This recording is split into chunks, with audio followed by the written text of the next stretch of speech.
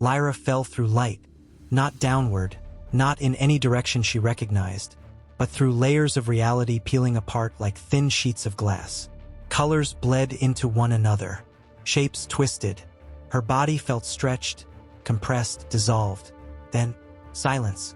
A silence deeper than the one in the chamber. A silence that felt aware. Lyra gasped as her feet hit solid ground. She staggered, catching herself on a wall that pulsed faintly beneath her palm. The corridor around her was curved, organic, shifting like something alive. Her breath trembled. Kael? A whisper drifted through the air. Not sound, but thought. Lyra, her heart lurched. Kael, I'm here. The whisper fractured, fading. Don't follow. Lyra clenched her fists. Too late. The corridor opened into a vast chamber. Circular, cathedral-like, lit by veins of white silver-blue energy. At its center hovered a sphere of fractured light, spinning slowly, shedding shards of memory like drifting snow. Lyra stepped closer. Inside the sphere, a silhouette flickered. Kael, or something shaped like him. Kael! She cried. The silhouette convulsed, glitching, splitting into multiple forms before collapsing back into one. His voice echoed, layered, distorted. Lyra, you shouldn't be here. Lyra's throat tightened. I'm not leaving without you. A figure materialized behind her. Tall, humanoid, its eyes glowing with the same light as the sphere. Its voice vibrated through her bones. He is being rewritten. Lyra spun. What does that mean? He is between what he was and what he will become. Lyra stepped toward the sphere. Kael, look at me. Stay with me. The sphere pulsed violently. Kael screamed. A psychic shockwave that knocked Lyra to her knees. She gasped, clutching her head. But she didn't back away. The Astralynx groaned as if under immense pressure. Lights flickered. Frost spread across the walls.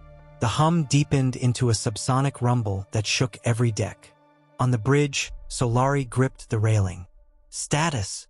The sensor officer's voice cracked. Captain, the anomaly is rewriting the ship's systems. It's using our network like a nervous system. Isolate it. We can't. It's everywhere. Solari's jaw tightened. Then track Lyra. She's our only link. The officer swallowed. We're reading her biosignature, but it's splitting. Splitting how? Like she's in more than one place. Solari froze. Echoes.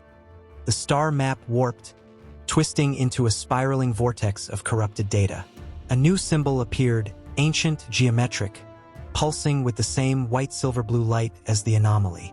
The officer whispered, horrified, Captain, that's a drift signature.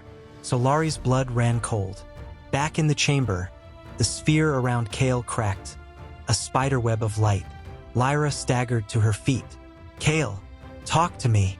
The silhouette inside flickered, stabilizing for a moment.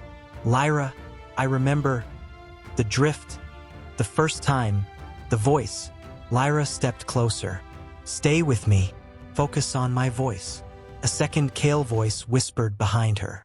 Lyra, she spun. Nothing. A third voice echoed from above. Help me. Lyra's breath quickened.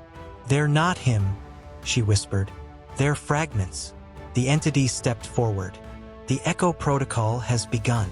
Lyra's pulse hammered. What is that? A reconstruction. A merging of what he was with what we are.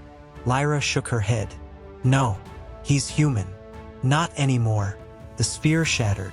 Light exploded outward. Kael collapsed onto the floor, but not the Kael she knew.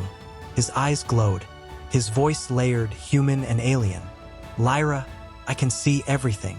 Lyra stepped back, heart pounding. Kael, what did they do to you? He looked at his hands, trembling. I'm not sure. The entity spoke. He is the bridge now. Lyra's breath caught. Bridge to what? Kael lifted his head, eyes burning with drift light. To the drift. On the Astralynx, the lights surged. The hum synchronized. Every console flickered with the same pulse. The ship's AI spoke, but its voice was wrong. Layered. Distorted. Echo protocol active. Solari's eyes widened.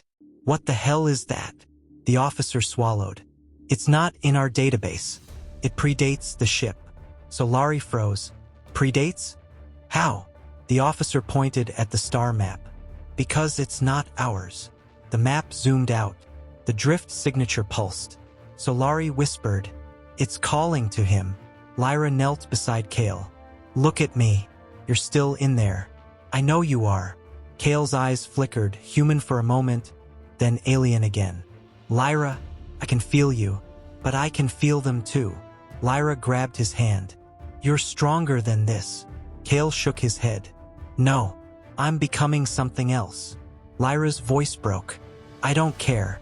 I'm not losing you." The entity stepped forward. "If he remains here, he will dissolve. If he returns to your world, he will consume it." Lyra stared at Kael, horrified. "What do we do?" Kael looked up at her.